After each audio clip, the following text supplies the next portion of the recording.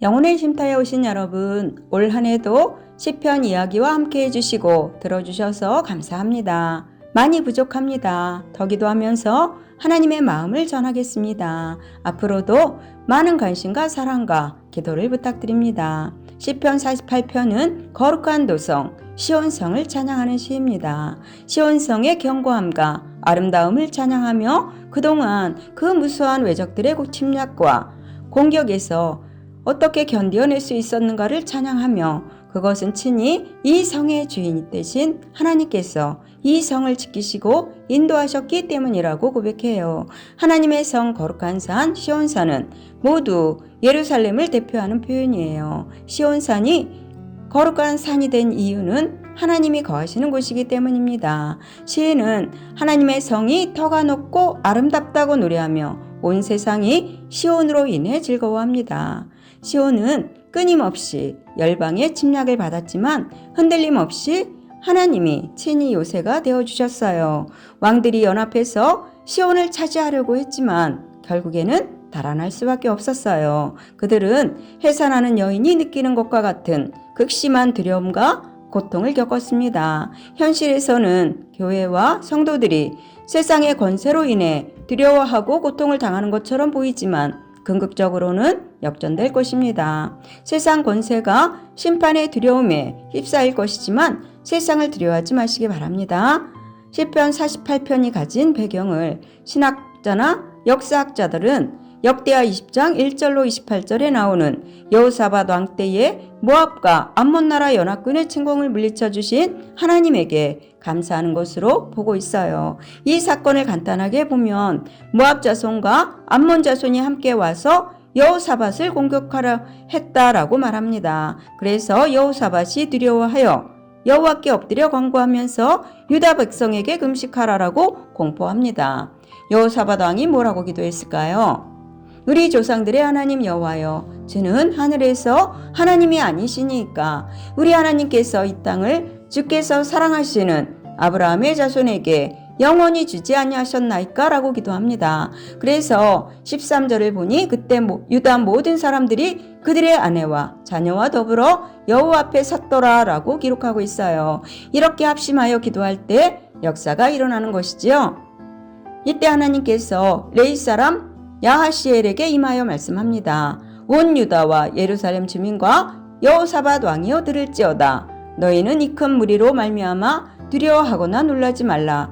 이 전쟁은 너희에게 속한 것이 아니요 하나님께 속한 것이니라. 내일 너희가 그들에게로 내려가라. 도망하지 말고 오히려 공격하라는 말씀이에요. 이 전쟁에는 너희가 싸울 것이 없나니 대열을 이루고 서서 너희와 함께한 여호와가 구원하는 것을 보라 하며 여호사밧 왕과 백성들이 얼굴을 땅에 대고 하나님을 찬송했다 했습니다.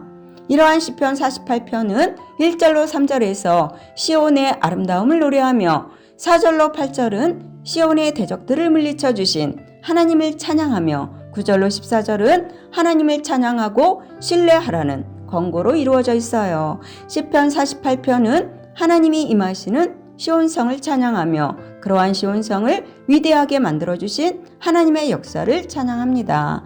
1절로 3절은 하나님의 성 시온성의 아름다움을 노래합니다. 시온성은 예루살렘 성을 가리키며 시온성이 거룩한 까닭은 하나님이 계시기 때문이에요. 시온성에 거하시는 하나님은 예배의 대상이시며 찬양의 목적입니다. 하나님의 능력은 무한하시기에 고난에 처한 이스라엘을 구원하신 하나님의 위대하심을 찬양하고 있어요. 그럼에도 시온성을 찬양하는 것은 규모나 모습을 찬양하는 것이 아니라 오직 성을 지키시고 다스리시는 분은 크신 왕, 곧 하나님이시기 때문이라고 2절은 증거해요. 그러므로 하나님의 임재가 있는 곳은 어디나 언제든지 안전한 성이 된다고 3절은 증거하며 노래합니다. 4절로 8절은 하나님이 임재하시고 통치하시는 시온을 대적하기 위해 이방의 왕들이 모여 일어납니다. 그들은 시온을 공격하지만 이들의 도발은 산산이 부서지고 시온성을 지키시는 하나님의 손에 패하여 도망하기에 급급하다고 5절은 증거합니다. 말할 수 없는 하나님의 공포가 이들을 압도하며 하나님의 개입으로 이방 왕들은 고통과 두려움을 준다고 말씀해요. 7절에서 하나님은 동풍으로 다시스의 견고한 배들을 깨뜨리시듯이 이방 왕들의 군대를 초토화시킵니다. 시온의 원수들은 두려움에 떨고 하나님이 지키시는 도성은 난공불락임을 깨닫게 된다고 8절은 증거해요. 9절로 14절에서 하나님은 시온의 백성들과 영원히 함께 하시며 신뢰하라고 말씀합니다. 시인은 여호와의 성전에서 하나님의 변함없는 사랑과 보호를 묵상하며 하나님이 베푸신 기적과 능력과 자비를 생각할 때 찬양하지 않을 수 없다고 10절은 증거합니다.